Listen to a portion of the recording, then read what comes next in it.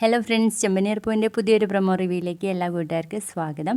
അങ്ങനെ നമ്മുടെ ഭാമ എല്ലാം പറഞ്ഞ് സെറ്റാക്കിയിട്ട് ചന്ദ്രയെ പുറത്തേക്ക് കൊണ്ടുവരികയാണ്. അപ്പോൾ ഭാമയോട് രവി പറയുന്നുണ്ട് കേട്ടോ, ഞാൻ അവളോട് ക്ഷമിക്കണം എന്നുണ്ടെങ്കിൽ രേവതിയോട് ചന്ദ്ര മാപ്പ് പറയണമെന്ന്. അപ്പോൾ അത് ചന്ദ്രയ്ക്ക് പറ്റത്തില്ല. ചന്ദ്ര ചോദിക്കും, ഭാമേ എന്താ രവിയേട്ടൻ പറഞ്ഞത്? ഞാൻ അവളോട് മാപ്പ് പറയണമെന്നോ? അതൊരിക്കലും പറയാൻ വേണ്ടിയിട്ട് പോണില്ല എന്ന് പറഞ്ഞിട്ട് ദേഷ്യത്തിൽ മുകളിലേക്ക് തന്നെ പോവാണ്. ആ സമയത്ത് രവിയെ നോക്കിക്കൊണ്ട് തന്നെയാണ് കേട്ടോ ചന്ദ്ര മുകളിലേക്ക് കയറി പോകുന്നത്. അതിനുശേഷം രവി വല്ലാത്ത ടെൻഷനിലാവും. അത് കണ്ടിട്ട് നമ്മുടെ സച്ചി ചെന്ന് പറയും, അച്ഛാ എല്ലാവരുടെയും സ്വഭാവം ഒരേപോലെ ആവണമെന്ന് നമ്മൾ ആഗ്രഹിച്ചിട്ട് കാര്യമൊന്നുമില്ലല്ലോ. അച്ഛൻ ഇപ്പോൾ തൽക്കാലം അവരോട് ക്ഷമിക്കുക എന്ന് പറയുന്നുണ്ട്. അതിനുശേഷം രവി പോയി നേരെ നമ്മുടെ ശ്രുതിയെ വഴക്ക് പറയണം കേട്ടോ. എടാ, നിന്നെ വളർത്തിയത് മറ്റുള്ളവരെ വളർത്തുന്നത് പോലെ തന്നെയല്ലേ? എന്നിട്ട് നീ മാത്രം എന്താ ഇങ്ങനെ കള്ളനായി പോയത്? ക്യാഷ് കടം മേടിക്കാതും പണ്ടം കൊണ്ടുപോയി വിറ്റ് നീ മാത്രം ഇങ്ങനെ ചെയ്യുള്ളൂ. നീ എന്താടാ ഇങ്ങനെയൊക്കെ ആയിപ്പോയെന്ന് ചോദിക്കുന്ന ഒരു അടിപൊളി പ്രൊമോ ആണേ.